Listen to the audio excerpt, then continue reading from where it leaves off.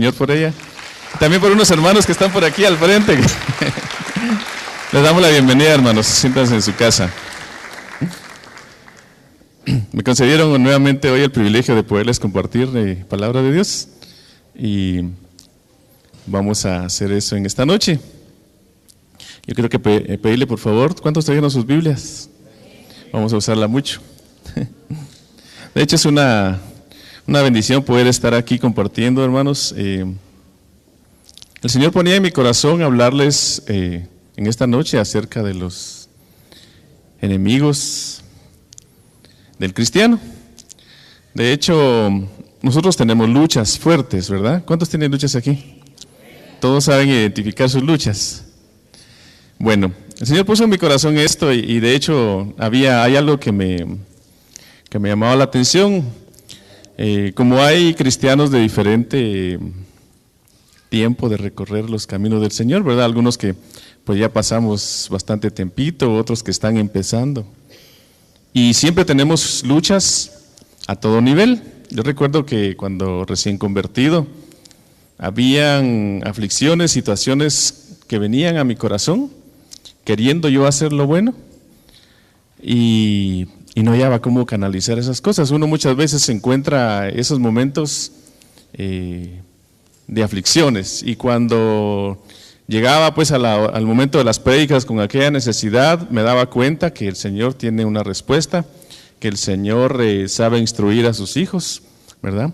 Con su palabra, para que uno aprenda a lidiar con esas cosas. Y le digo a lidiar con esas cosas porque no son cosas que se resuelven de la noche a la mañana, ¿verdad? Hay luchas de diferente nivel, hay enemigos de diferente nivel, y uno tiene que saber hacia dónde enfocar su pelea, ¿verdad? El apóstol Pablo se encontró peleando con el mismo Señor. No sé cuántos han leído ustedes ese pasaje, ¿verdad? Él creyendo hacer lo bueno, creyendo hacer la voluntad de Dios, con aquel celo, con aquel ardor que él tenía, conociendo como conocía él las Escrituras, y lo que se constituyó fue él en un hombre que iba atropellando a los recién convertidos al cristianismo, ¿verdad? Y él lo hizo creyendo que estaba haciendo la voluntad de Dios. ¿Cuántos muchas veces nos encontramos en ese mismo, nos pudimos haber encontrado alguna vez en ese dilema? ¿Pero por qué razón? Uno pues viene muchas veces por desconocimiento, ¿verdad? Otro porque hay una situación que muy particular de la que todos tenemos problema, y es que se forman fortalezas alrededor de nuestra mente. Es decir, nosotros cerramos nuestra mente y no dejamos muchas veces que ni siquiera la palabra de Dios llegue. Y si oímos la palabra de Dios, la cuestionamos, ¿verdad? Por eso es tan importante cuando el hermano Alex nos pregunta si trajeron su Biblia, y usted mismo puede o debe verificar que lo que se está diciendo está en las Escrituras, ¿verdad? Porque eso es lo que va botando esas estructuras que nosotros traemos de nuestra pasada manera de vivir. Nuestro hombre viejo sigue latente allá adentro, y hay cosas y estructuras formadas alrededor de nuestra mente que necesitan ser derribadas. Así que yo lo voy a invitar a que por favor abra conmigo la Escritura en la primera carta a Timoteo. Vamos a arrancar por ahí leyendo algunas citas. Capítulo 6, verso 12. Y si alguien lo tiene, lo puede leer, hermanos. Siéntase en confianza de hacerlo. Es más, me siento como en un discipulado.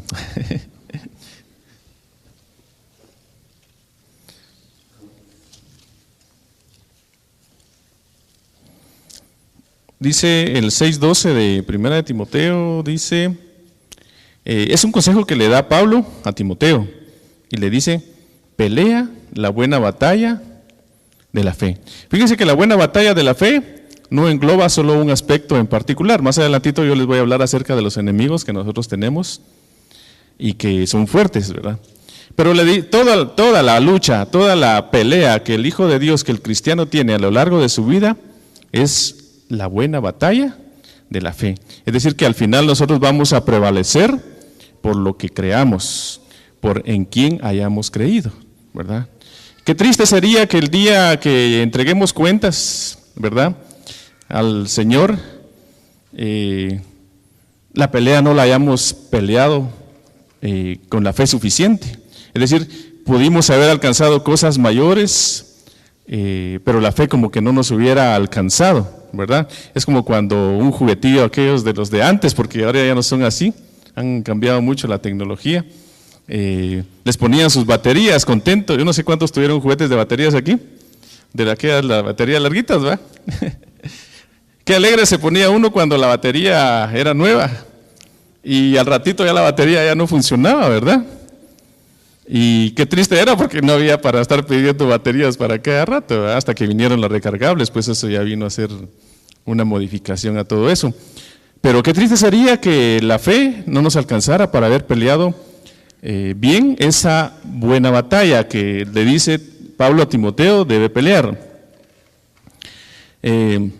De hecho, cuando usted recorre las Escrituras, si empieza viendo todo desde el libro del Génesis, ha habido luchas y peleas. El mismo pueblo de Dios, al salir de Egipto, enfrentó sus primeras batallas cuando fue introducido al desierto, ¿verdad? ¿Qué dice que lo que tenía, qué era lo que le salía al camino? Ellos iban como gente pacífica hacia un lugar donde Dios los había sacado, ¿sí o no? ¿Verdad? Pero encontraban enemigos, gente que se oponía a que pasaran por sus territorios, ¿verdad? Eso era una oposición muy grande. Dice el libro de los Números, yo solo lo voy a mencionar por aquí, 21:14, por tanto se dice en el libro de las batallas de Jehová. Mire cómo es que hasta en los ámbitos espirituales hay un libro que registra las batallas del Señor, ¿verdad? O sea, hablando pues de las batallas que nuestro Señor pelea. La exhortación al pueblo de Israel siempre era: manténganse en lo que yo les he ordenado, ¿verdad? Esa era la exhortación de parte de Dios, porque Él era el que se encargaba de pelear las batallas por Israel, ¿verdad? Esas batallas físicas se mantuvieron por mucho tiempo, o sea, esa sí era lucha contra carne y sangre. Israel sí tuvo esa lucha contra carne y sangre, de tal manera que tenía que salir y vencer a sus enemigos. Y hasta el día de hoy ustedes pueden darse cuenta, ellos se siguen manteniendo como un pueblo guerrero, ¿sí o no? ¿Verdad? La fama que mundialmente tiene el pueblo de Israel es de que es un pueblo guerrero, un pueblo que está preparado en cualquier momento para enfrentar una lucha de ese tipo, ¿verdad? Hace unos años yo recuerdo, quizás muchos de ustedes estaban pequeñitos o no habían nacido, para la guerra de 1991, ¿verdad?, cuando fue invadido Kuwait, ¿verdad? Ese fue un pretexto por aquel presidente de Irak para poder tener libertad de lanzarle misiles hasta Israel, ¿verdad? Y Estados Unidos vino y le dijo: no se vayan a meter en conflicto, nosotros los vamos a defender, ¿verdad? Y así establecieron, dice, un escudo. Algunos llegaron y causaron problemas, pero Israel se mantuvo siempre al margen de entrar a esa confrontación, porque era como prenderle el fuego a un polvorín, ¿verdad? O se hubiera armado una guerra una magnitud mucho mayor, de tal forma que ellos siguen manteniendo esa lucha. Pero el pueblo cristiano, el pueblo de Dios, ¿estará enfrascado en una lucha similar? Pregunto yo. No, ¿verdad? Esa es la lucha que usted tiene con su pareja, quizás. ¿Sí o no? O la lucha que tiene contra su prójimo. Ahí vamos a ver más adelante. Entonces necesitamos, hermanos, aprender a identificar cuáles son los enemigos que nosotros tenemos que vencer. Yo sé que muchos de ustedes ya conocen acerca de esto, pero me pareció importante porque necesitamos saber a qué enfrentarnos. Como les dije a un principio, no vaya a ser que nos encontremos en un momento dado peleando hasta con Dios, ¿verdad? ¿Y quién se puede oponer a Dios? Si lo que necesitamos es que Él esté de nuestro lado, ¿verdad? Que se haga vida en nosotros aquella palabra que dice que es más grande el que está con nosotros que el que está en contra nuestra. ¿verdad? Entonces, pero tenemos que aprender a reconocer esos aspectos, porque cuando usted tiene luchas, cuando usted tiene problemas, lo primero que hacemos es quizás protestar, quejarnos, ¿verdad? Cuando al cristiano se le ha instruido de que es necesario pasar por muchas aflicciones a fin de que seamos, ¿qué dice? Perfeccionados, ¿verdad? Y perfeccionados en obediencia. Entonces, uno de los enemigos a vencer, vamos a Efesios 6:11, si usted me hace el favor de acompañar.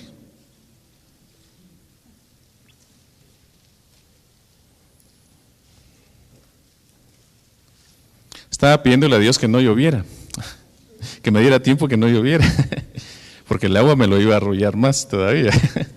Así que por favor, use su Biblia ahí. Dice Efesios 6:11, el primer enemigo contra el cual nosotros debemos de mantenernos firmes. Este enemigo ya fue vencido, ¿verdad?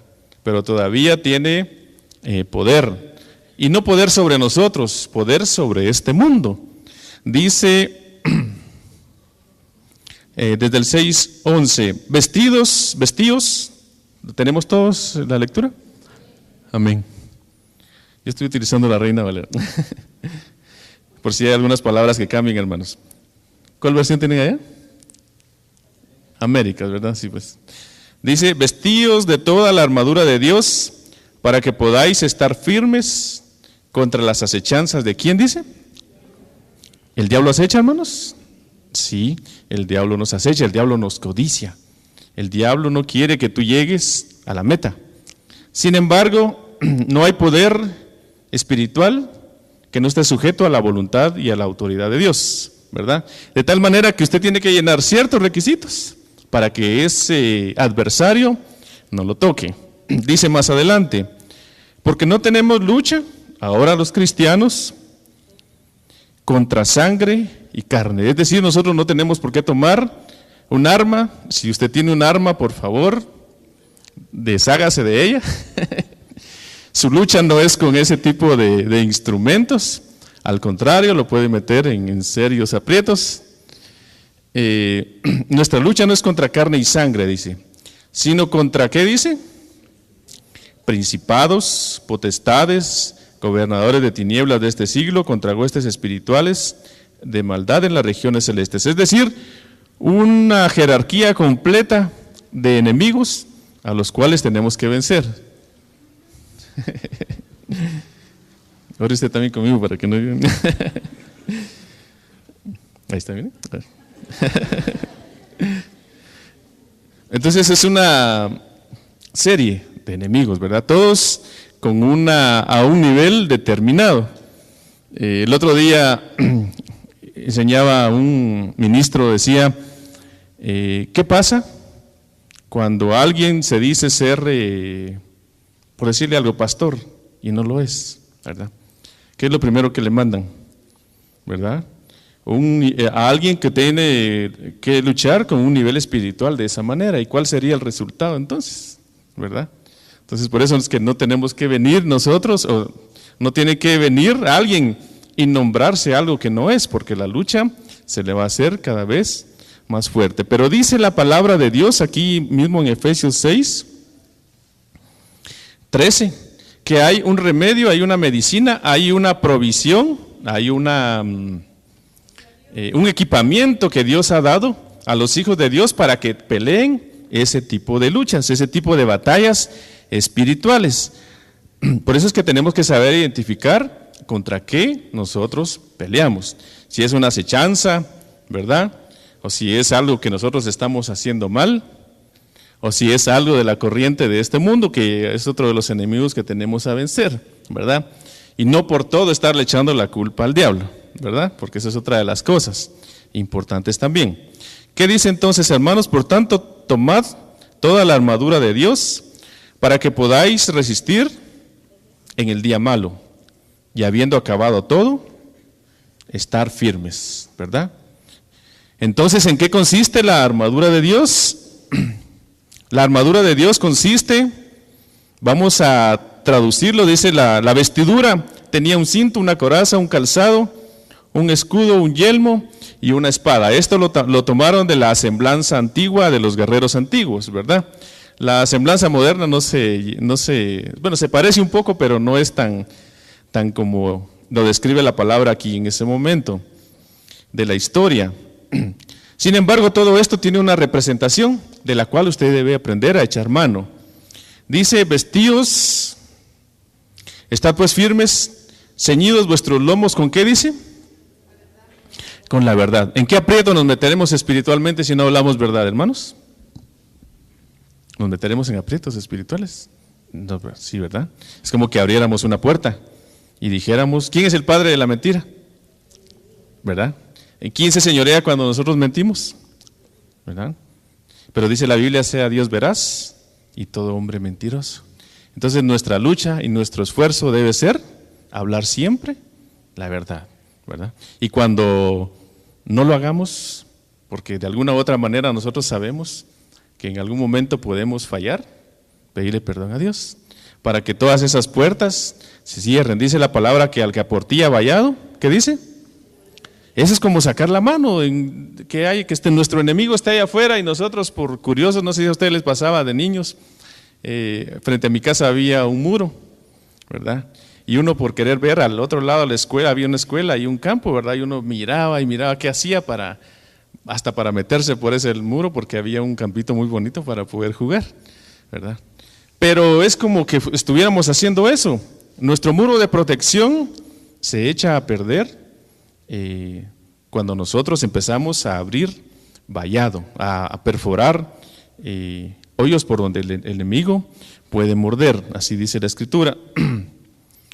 Dice también algo más, tenemos que hablar verdad, tenemos que hacer justicia. La justicia se constituye en nosotros como una coraza. No vamos a entrar mucho en detalle para hablar de eso, pero hacer justicia es hacer las cosas lo más ecuánime posibles, ¿verdad?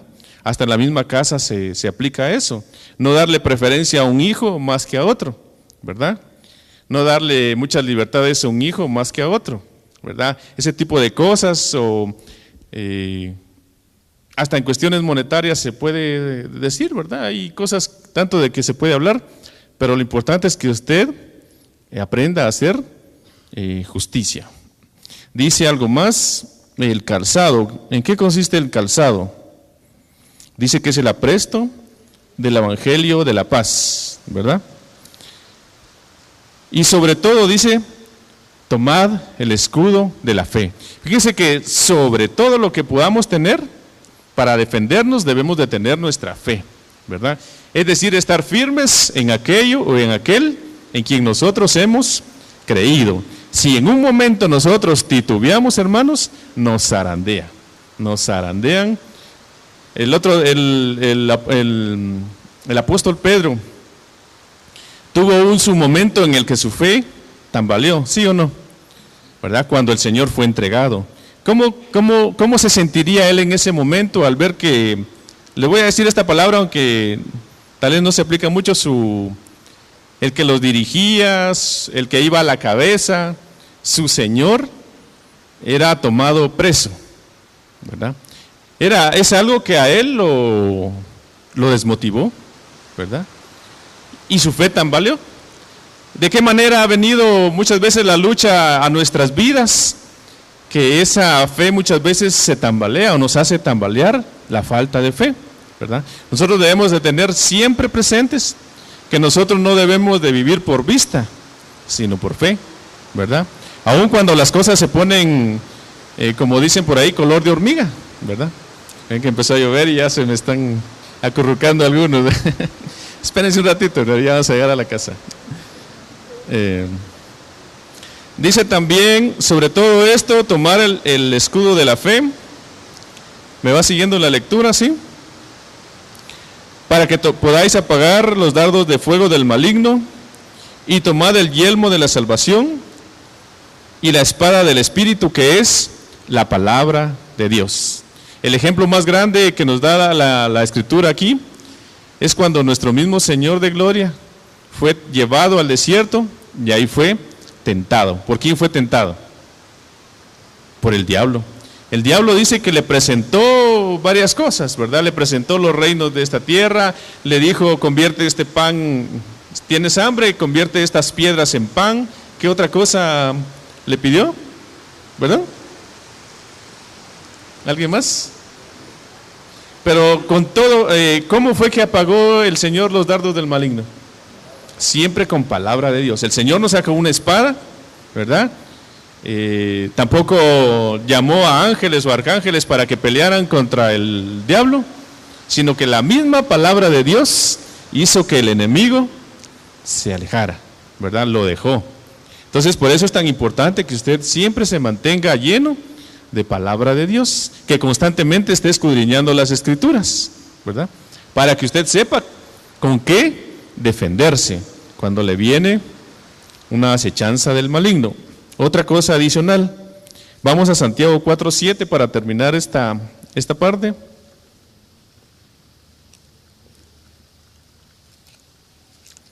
Santiago 4:7, ¿lo tenemos? Amén. Dice la palabra: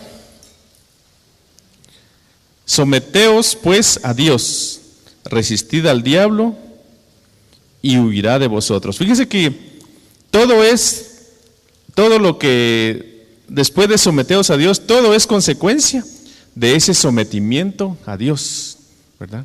Por eso yo ya les mencionaba aquel pasaje cuando dice: es más grande que el que está con nosotros, que el que está en contra nuestra. ¿Cómo se sentirá el enemigo cuando ve a Dios atrás de nosotros, defendiéndonos, o delante de nosotros, para defendernos? Es que el diablo no huye porque nosotros seamos muy pilas, ¿verdad? Sino por el que está con nosotros, para defendernos. Entonces, Pedro dice: resistidlo, someteos a Dios, resistid las acechanzas. ¿Y él qué para haciendo? Huyendo, ¿verdad? Porque no resiste el poder de Dios, no resiste su autoridad, y además él se somete a la autoridad de Dios. Entonces, eso es bien importante para que nosotros lo tengamos presentes, para que veamos de dónde viene esa parte de esa lucha que todos tenemos o podemos tener. El otro de los enemigos que tenemos que aprender a batallar contra él es contra el mundo. Hay un pasaje que en la Escritura que dice: no os conforméis, ¿verdad?, al siglo presente. Nosotros estamos acostumbrados, porque realmente nuestro tiempo de vida sobre esta tierra, desde el día que entramos hasta el día que nos toque salir, realmente va a ser un periodo corto. Pero realmente la humanidad viene arrastrando un legado de miles de años, ¿verdad? Cuando el Señor le trasladó un sueño a Nabucodonosor, rey de Babilonia, el Señor lo que hizo fue trasladarle una visión de lo que iba a ser realmente toda la historia de la humanidad. ¿Usted ha leído ese pasaje? Vamos a leerlo así un poquito a grandes rasgos en Daniel capítulo 2. Y si usted tiene curiosidad o inquietud, puede leerlo pues un poco más en detalle en su casa. Pero es bien importante que usted sepa que nosotros vivimos en un sistema que ha tenido sus raíces no precisamente en este tiempo, ¿verdad?, sino que la humanidad viene arrastrando un legado de miles de años. Dice la palabra en este pasaje que el rey Nabucodonosor tuvo un sueño que lo puso, como dice la Escritura en el verso 1, vamos a ver, que le turbó su espíritu, pero él no se acordaba ni qué había soñado, pero él estaba turbado en el espíritu, ¿verdad? Es como sentir miedo, como sentir aflicción, como sentir una angustia y saber que algo le había afectado, pero no saber qué era. Bueno, él dice, convocó a los sabios de Babilonia y les dijo, y les puso este trabajo. Dígame qué soñé y dígame también la interpretación, o si no, se muere, ¿verdad? Y ahí van todos desfilando para ser sacrificados, ¿verdad? Porque prácticamente era eso. Cuando el Señor, Daniel, ¿verdad?, preguntó por qué era. Y Daniel dijo: yo voy a darle la interpretación y con la ayuda del Señor. Todo usted puede leer todo eso que la palabra describe en este pasaje. Pero yo quiero que solo mencionarles este aspecto. Dice el verso 38, Nabucodonosor soñó acerca de una estatua que estaba hecha de diferentes metales, la cabeza de oro, dice el torso y los brazos eran de plata. Vamos a ver, ¿dónde más está por aquí? También dice las piernas y los muslos de bronce, los pies en parte de hierro, en parte de barro cocido. Todo eso que le trasladó el Señor en sueño a este varón era una visión de lo que había de venir. Reinos que han pasado por esta tierra y que han dejado un legado que hasta el día de hoy eso nos alcanza. ¿Cuántos van a discipulado aquí, hermanos? Levanten su manita así, con fe. Eso. Ustedes, pienso que ya recibieron un tema que nos trasladaron hace una semana, ¿verdad? 2 semanas, hermano Gersel. No estuvo aquí. Que hablaba acerca de las corrientes de este mundo y cómo eso ha ido afectando a la iglesia. Cómo la corriente del mundo se ha ido metiendo a las congregaciones. Pero el Señor dijo en Mateo 16, 26, si usted me acompaña a leer.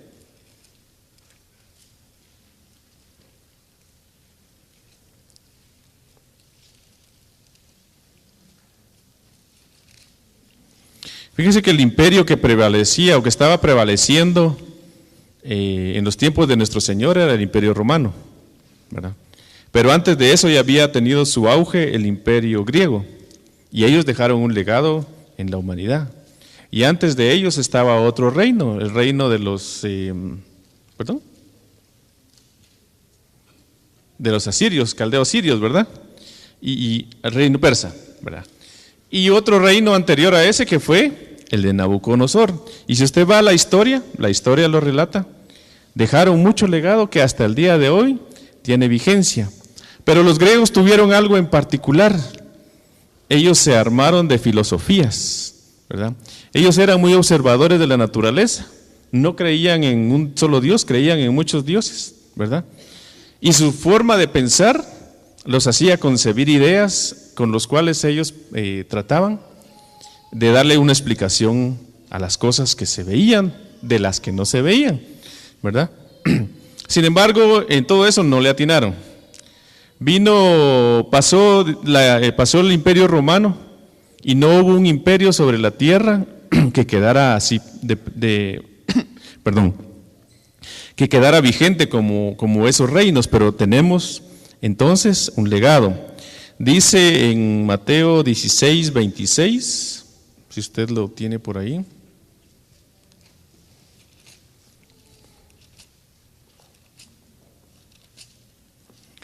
(16:26) ¿Lo tenemos?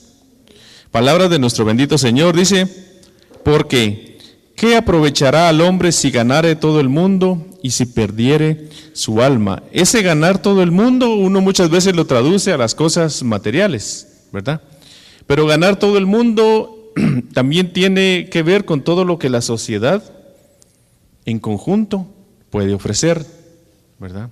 No solamente fortuna, sino también fama, ¿verdad? También títulos, todo aquello que el mundo ofrece. Entonces son cosas de las cuales el Señor dice: ¿de qué sirve? De que ganen todo lo que usted pueda imaginarse en ganar y no le ponga solamente, no monetarice o dé valor a esos aspectos, sino también son cosas como que le vienen a llenar su personalidad, su ego, como que lo exaltaran. Entonces, ¿de qué le sirve al hombre ganar todo eso si pierde su alma, ¿verdad? Todos los años hay un premio que ustedes han oído mencionar, los premios Nobel, los han oído mencionar, ¿verdad? Y son premios que se les dan a las personas que sobresalen en una determinada disciplina, ¿verdad? Gente muy aventajada, muy inteligente, pero muchos de ellos no creen en Dios, ¿verdad? Muchos de ellos niegan la existencia de Dios. Entonces, ¿de qué le sirve al hombre haber ganado todo eso? Si pierde su alma. Palabras de nuestro Señor. Entonces, todo eso que el mundo trae es una corriente que a nosotros también nos puede arrastrar. La iglesia también se ve afectada por esa corriente, esas corrientes que el mundo trae. Hay unos pasajes que más adelante ustedes lo pueden buscar también en su casita, cuando habla acerca de doctrinas de error. ¿Qué son las doctrinas de error? La palabra lo describe ahí, enseñanzas de demonios, ¿verdad? ¿De dónde vienen, de dónde salen esas doctrinas de error para confundir a la iglesia? Del mundo espiritual, de las tinieblas, ¿verdad? Uno se pregunta de dónde tuvo esa revelación o de dónde tuvieron esa idea. Las tinieblas lo trasladan, ¿verdad? Dice más adelante en Efesios 2, si usted me acompaña a leer, vamos un poquito más. Efesios 2, del 1 al 3.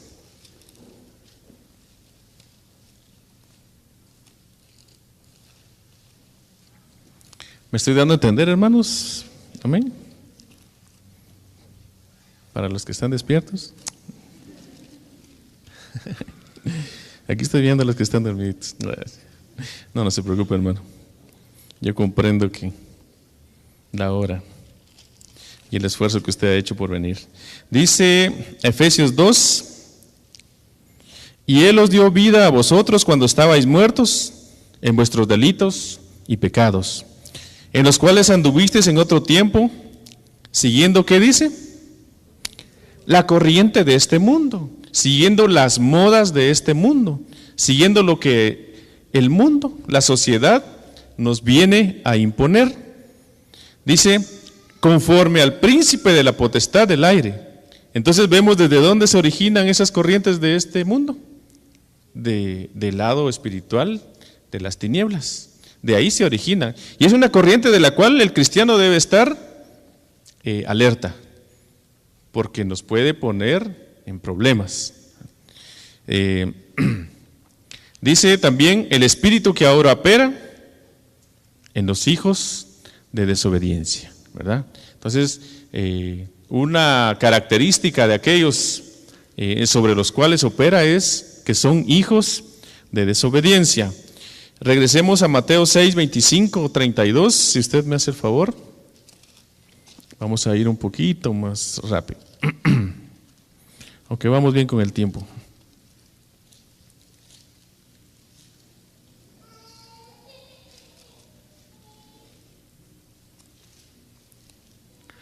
¿Lo tenemos?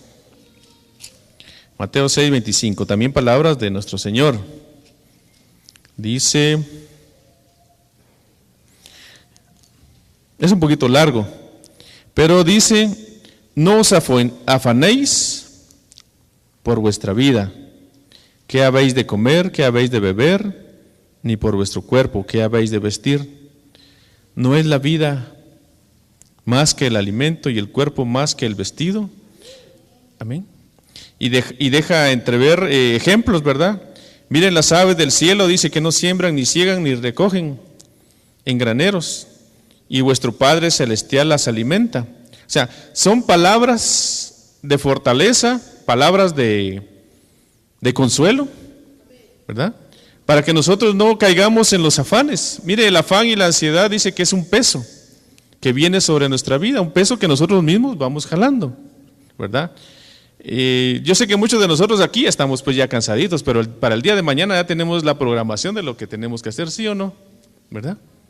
Y muchos de aquí están preocupados, ¿a qué horas va a terminar este hermano? Porque ya me quiere ir a dormir y tengo que madrugar, ¿verdad? Ya viene el afán. Entonces ese afán no nos deja tener sosiego, hermanos, ¿verdad? Nos mete en conflictos en nuestra alma. Y el Señor dijo, no nos afanemos por nada, ¿verdad? Dice que no sabemos ni siquiera si el día de mañana va a llegar para nosotros, ¿verdad? Esperemos en Dios que sí. Todos nos vamos a dormir con esa esperanza, ¿verdad? Y el día de mañana, pues, por lo menos cuando abra sus ojitos, dele gracias a Dios, ¿verdad? Que logró pasar la noche. Amén. Dice, pero ¿cómo le ponemos remedio a estas cosas? La fe es importante. Veamos lo que dice Juan 16:33. El apóstol Juan 16.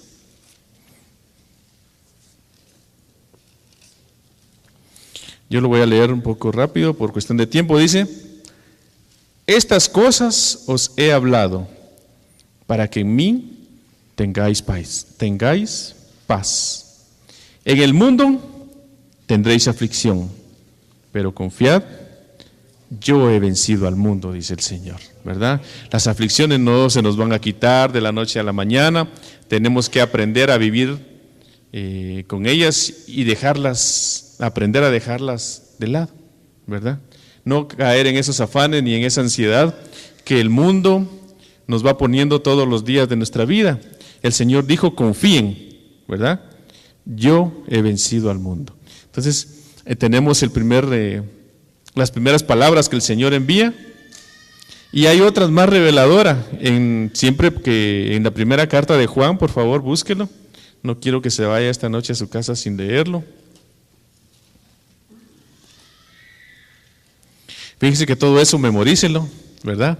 Y cuando vengan esos afanes o cuando venga las luchas espirituales, dígala, ¿verdad? Hable palabra de Dios, que esta palabra es la que lo va a usted mantener firme, dice la palabra. La primera carta de Juan, capítulo 5, verso 4. Verso 4, sí. Dice, ¿lo tenemos todos, hermanos? ¿Sí? Porque todo lo que es nacido de Dios, ¿qué dice? Vence al mundo, ¿verdad? Todo lo que es nacido de Dios. Y esta es la victoria que ha vencido al mundo, nuestra fe. ¿Cuántos han nacido de Dios, hermanos? Levanten sus manos. ¿Hay alguno que no haya nacido de Dios todavía aquí? Si no hay alguno, podemos orar por él, ¿verdad? Para que reciba a Cristo en su corazón, porque solamente así va a vencer al mundo. Solamente así se va a vencer la corriente de este mundo. Y dice que ¿cuál es nuestra victoria? La victoria que ha vencido al mundo, nuestra fe, ¿verdad? Nuestra fe. Pero vea lo que dice el verso más, el siguiente, dice: ¿quién es el que vence al mundo? Sino el que cree que Jesús es el Hijo de Dios. Es el único que puede vencer al mundo. Entonces, todos los que hemos recibido al Señor y tenemos a Cristo en nuestro corazón y hemos creído en Él, estamos llamados para vencer al mundo. Otro de los enemigos con los cuales tenemos que estar luchando, ¿verdad? Amén. Dejemos al mundo por un lado. Ya tenemos dos de los enemigos y en todos el Señor los ha vencido. Hay un tercero, y es el que se va a la cama con usted, y no estoy hablando de su esposa ni de su esposo, ¿verdad? Es el yo interno, ¿verdad? Es el enemigo que nosotros andamos cargando internamente. Vamos a lo que dice la primera carta a Timoteo, capítulo 4, verso 16, por favor.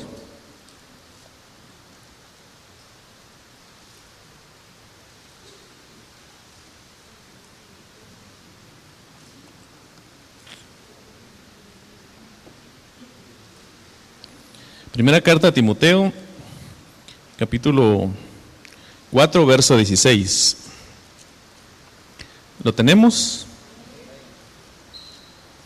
Dice la palabra en este pasaje, miren la instrucción que le da Pablo a Timoteo: ten cuidado de ti mismo. Fíjese que esto no era un saludo cuando usted le dice: ahí te cuidas, le dice a usted a los amigos, ¿verdad?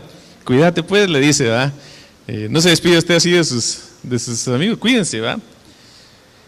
Incluso aquí, cuídese hermanito, cuídese hermanita. No, aquí Pablo no le estaba dando un saludo así de despedida a Timoteo, sino le estaba diciendo realmente: cuídate de ti mismo, cuídate de lo que todavía hay dentro de ti. La palabra describe algo más como el hombre, el viejo hombre, ¿verdad? Ese que se puede en un momento dado señorear si nosotros le damos de comer más a la carne que al espíritu, ¿verdad? Que alimentamos más las cosas de la carne que las cosas del espíritu. Dos cosas le dijo Pablo a Timoteo en ese pasaje: cuídate de ti mismo y también de la doctrina. Otra versión, creo que las Américas lo dice así. Otra versión dice, ten cuidado de lo que enseñas a otro, ¿verdad?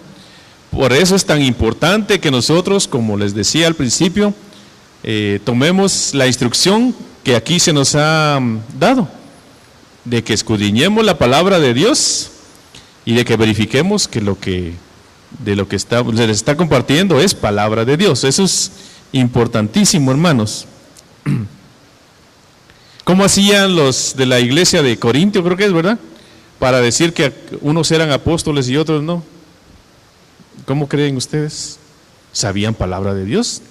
¿Verdad? Era gente que muy dada a escudriñar las escrituras, ¿verdad?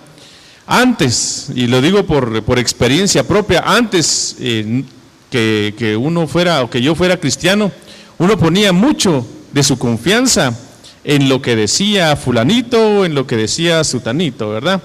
Alguien con traje negro y corbatilla aquí le decía a uno, le trasladaba a uno una enseñanza y uno le decía sí a todo, ¿verdad?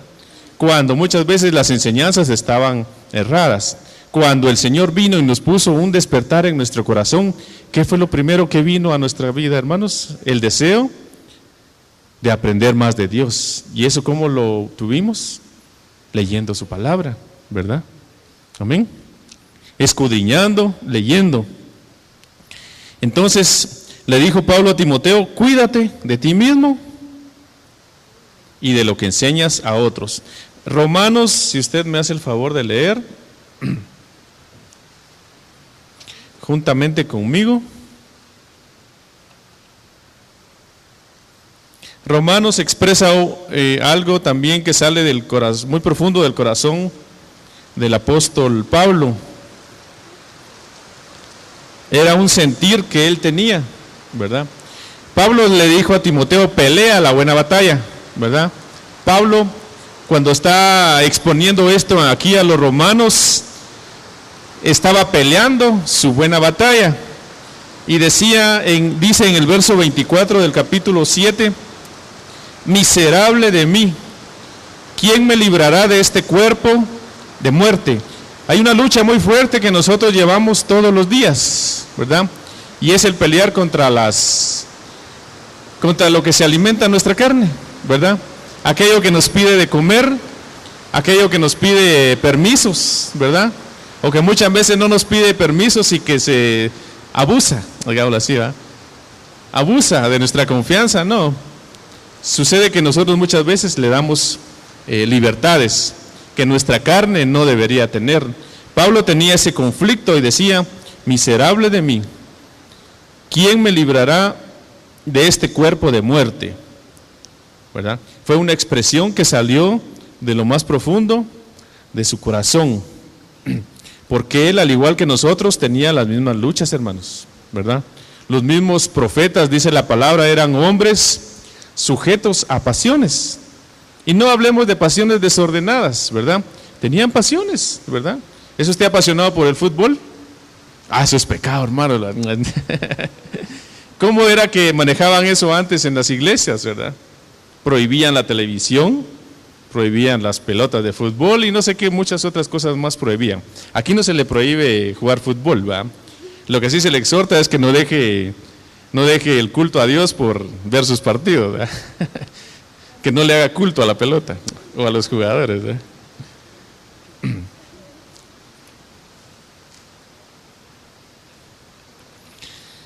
Hay unos aspectos que a mí me interesa mencionarles,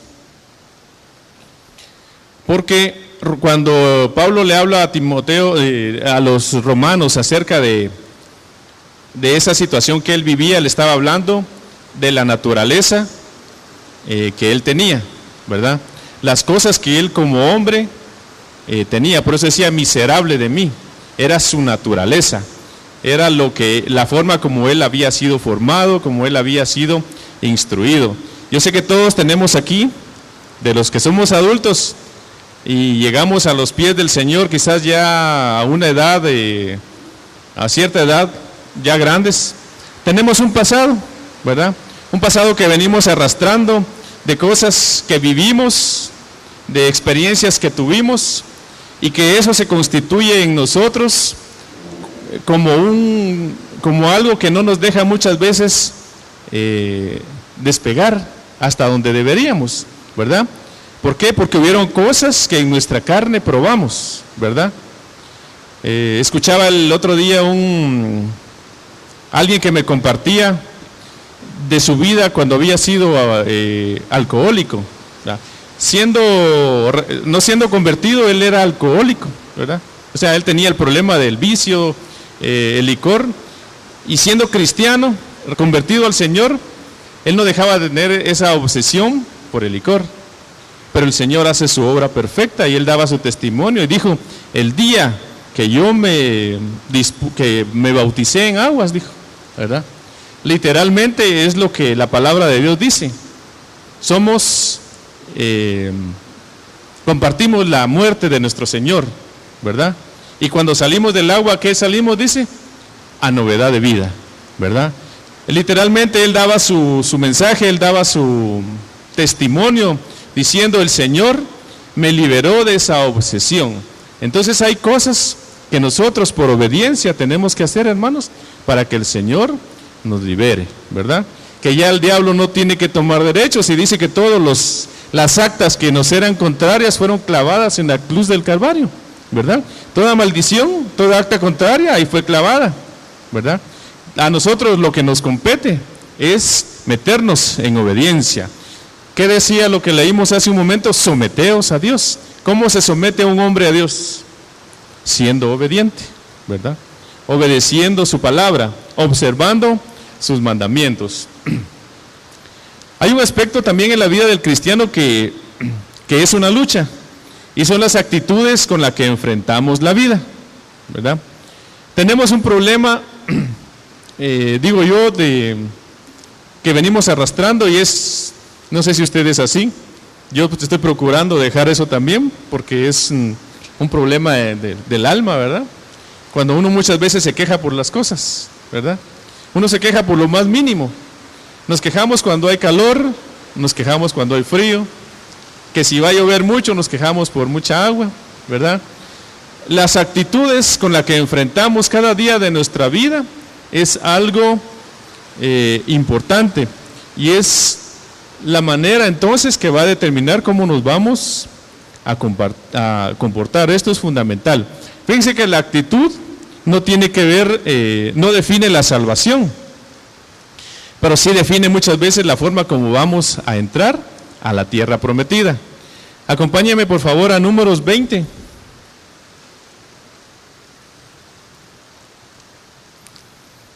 Aquí solo le voy a mencionar algo, no lo vamos a leer todo porque es un poquito largo.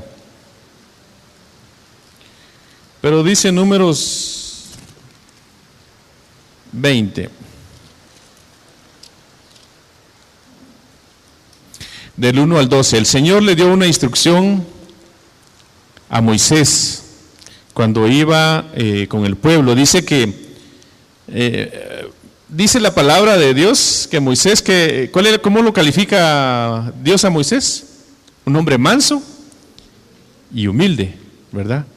Pero que en un momento determinado, estando en este cuerpo de bajeza, tuvo un exabrupto, yo lo veo así, un momento de enojo como el que todos podemos tener, ¿verdad? Un momento de una actitud con la cual no supo manejar un momento de su vida que le costó literalmente a él la forma de entrar a la tierra prometida, ¿verdad? Dice la palabra de Dios aquí en Números 20, yo lo había subrayado, pero en otra Biblia, vamos a ver si lo encuentro por aquí.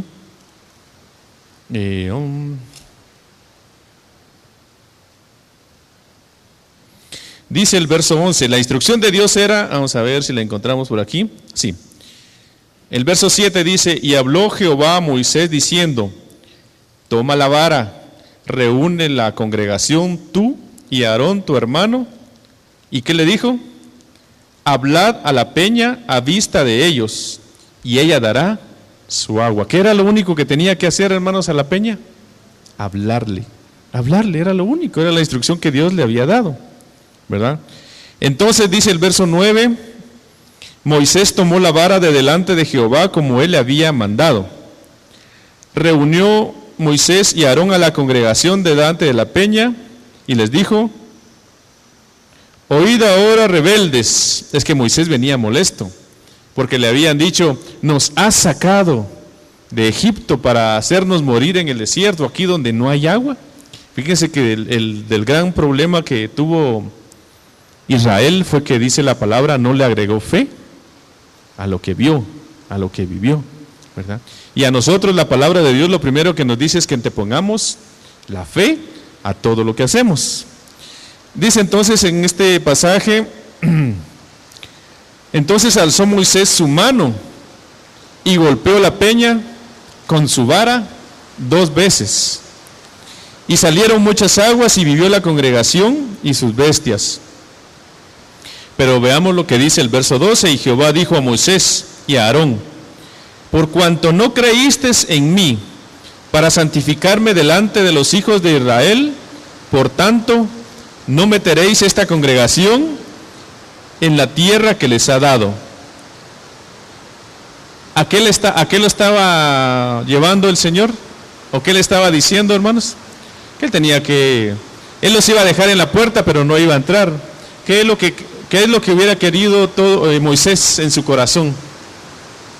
Desde el momento de que los sacó de Egipto, trasladarlos hasta la tierra prometida, ¿verdad? Por eso les decía yo, la actitud es importante para el Hijo de Dios. ¿Cómo enfrentamos cada día de nuestras vidas? ¿Verdad? Es algo que no va a definir nuestra salvación, pero sí va a determinar muchas veces la forma como vamos a entrar nosotros a la tierra prometida. Nosotros queremos alcanzar salvación, ¿sí o no? ¿Sí?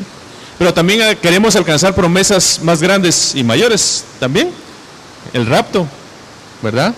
Eso es algo que está prometido para su iglesia, el no ver muerte, ¿verdad? Moisés pudo haber entrado hasta la tierra prometida, que es para nosotros el no ver muerte, ¿verdad? Sin embargo, dice la palabra más adelante en los evangelios, que cuando Jesús subió al monte de la transfiguración, habían 3 personajes, ¿verdad?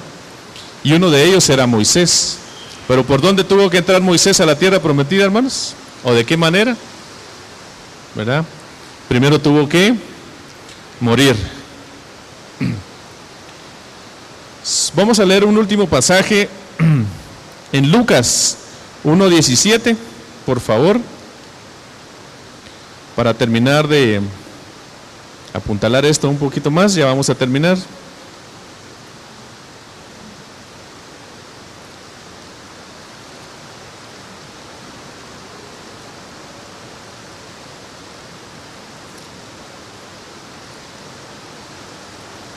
¿Lo tenemos? ¿Lo tenemos, hermanos? Que el agua no deja de ir. Espero que usted me esté oyendo. Vamos a terminar. Lucas 1:17 dice la escritura: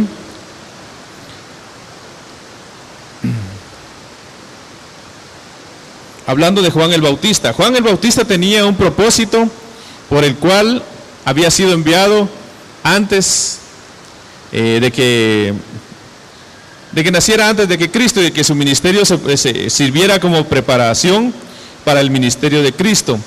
Pero dijo en el verso 17: e irá delante de él con el espíritu y el poder de Elías, para hacer volver los corazones de los padres a los hijos y de los rebeldes a la prudencia de los justos, para preparar al Señor un pueblo bien dispuesto, un pueblo con buena actitud.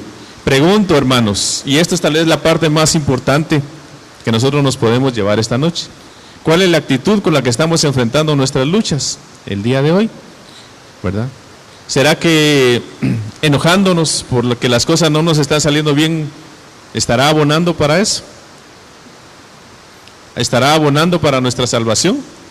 ¿Verdad? ¿O estará abonando para que alcancemos esas promesas que el Señor tiene para nuestras vidas? ¿Verdad? Entonces, llévese usted eso en su corazón. La actitud que debemos de tener es una actitud genuina, no fingida, ¿verdad? Es como que usted tenga a Dios enfrente y quiera agradarlo, ¿verdad? ¿Cómo va a agradar usted a Dios? Agradando a sus hermanos. Dice la palabra de Dios, ¿cómo puedes decir que amas a Dios al que no ves, si no amas a tu hermano, que es al que miras, ¿verdad?